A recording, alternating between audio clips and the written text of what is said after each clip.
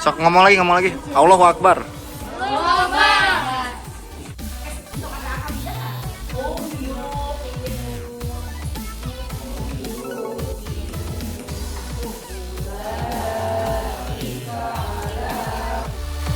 Gak sini.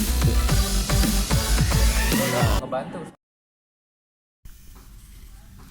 Pakis adalah sebuah program yang digagas oleh Kepala Madrasah Mas Mualimin Manbaul Huda, yaitu Rosyan Fahmi M.Hum, sebagai suatu gebrakan dan juga solusi dalam dunia pendidikan yang menuntut setiap peserta didiknya untuk bisa mandiri, mampu mengetahui dan merasakan esensi sebuah pendidikan, hingga akhirnya mampu mengimplementasikan ilmu pengetahuan yang diraihnya di masyarakat.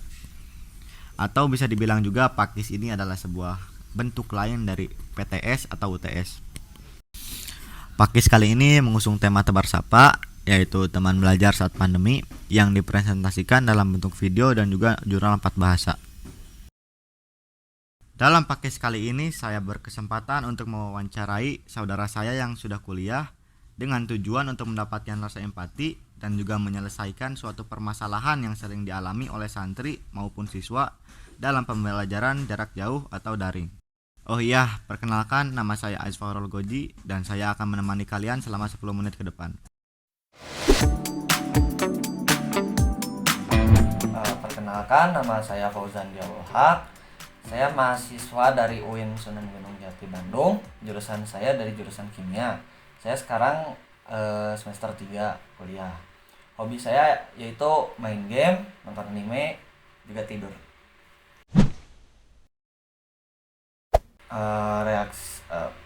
Pengalaman pertama pas pandemi itu, kalau menurut saya jujur seneng karena bisa libur beberapa hari atau beberapa minggu. Awalnya saya kira hanya beberapa hari atau beberapa minggu, makanya saya senang. Jadi mau ke warnet gampang, mau jalan-jalan bisa, segala macem gitu.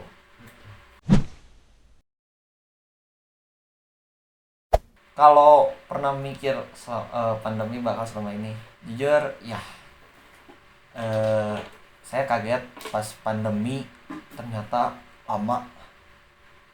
Nggak kebayang, bener-bener nggak kebayang. Saya kira ya itu bakal jadi virus lalu gitu, cuman 2 minggu udah ketemu obatnya. Ternyata enggak.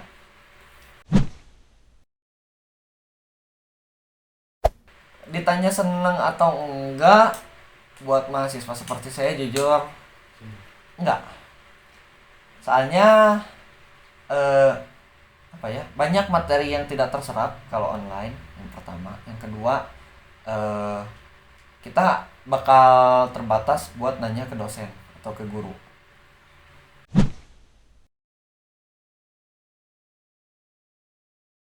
Kalau disuruh milih antara sekolah online dengan sekolah offline, jujur saya lebih milih sekolah offline. Alasannya ya sudah saya bilang tadi, lebih mudah untuk bertanya kepada guru atau dosen, lebih mudah untuk mengakses informasi via buku atau segala macam, dan juga kita bisa mengobrol dengan teman-teman untuk membahas pelajaran.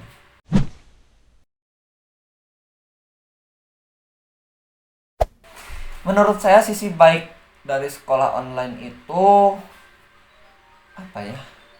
nggak banyak sih. Paling untuk orang-orang yang memang benar-benar males buat ngerjain satu tugas, itu gampang, tinggal nyari di Brainly juga ketemu. Atau mungkin saat ulangan itu banyak yang nyontek, itu wajar lah. Kalau online itu pasti banyak, nggak mungkin enggak. Tapi kekurangannya itu banyak banget. Dari nggak bisa bercengkrama langsung dengan dosen, ngobrol langsung dengan teman susah. Makanya kelemahannya itu sangat banyak kalau dihitung.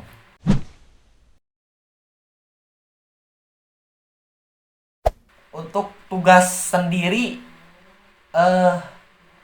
sebenarnya 11-12 sih, sama ketika offline ya sama-sama aja tugasnya, ngerjain soalnya sekian atau disuruh bikin laporan yang jumlah totalnya sekian gitu. Sama aja sih, saya nggak memilih antara tugas online atau tugas offline.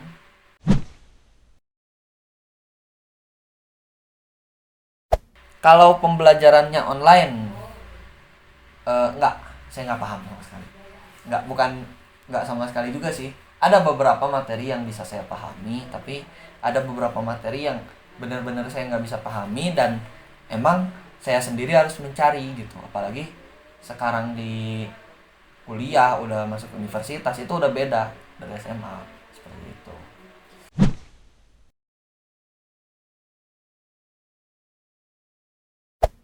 Kalau ditanya kendala dari online itu banyak banget, apalagi buat orang-orang yang nggak pakai wifi, itu benar-benar berat.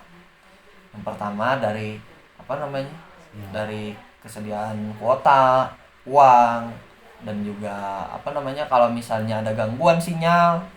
Kalau gangguan sinyal mah berlakunya untuk wifi juga, tapi ya kurang lebih seperti itu. Kadang saat masukin tugas ke apa namanya, ke aplikasi Google Google Classroom, itu kadang suka delaynya berapa menit gitu.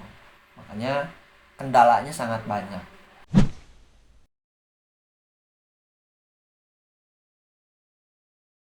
Nggak pernah, karena saya terbiasa offline, jadi lebih enak offline.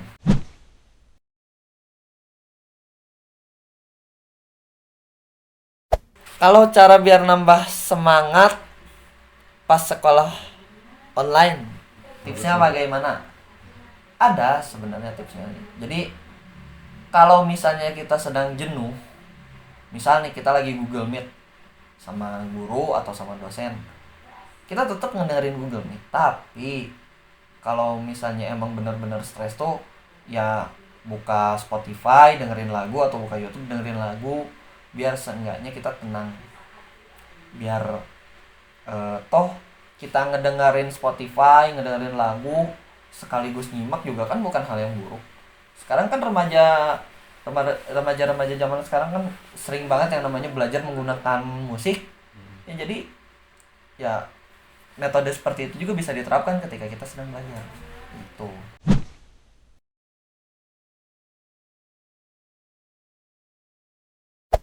Pembelajaran jarak jauh itu apa ya?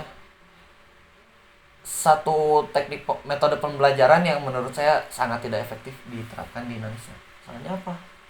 Sekarang orang-orang pakai gadget itu udah bukan kayak dulu gitu. Kalau kayak dulu kan cuma buat searching, main game pun main game yang biasa aja. Kalau sekarang kan enggak. Apalagi dengan kuota gitu ya. Harus beli kuota sebulan tuh berapa puluh ribu gitu. Benar-benar apa ya, sangat tidak tidak siap lah gitu Indonesia untuk menjalankan PJJ.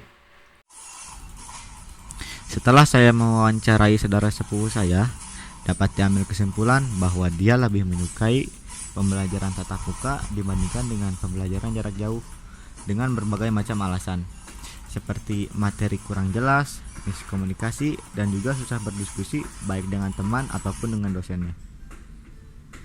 Jadi apa sih tujuan saya menanyakan hal tersebut?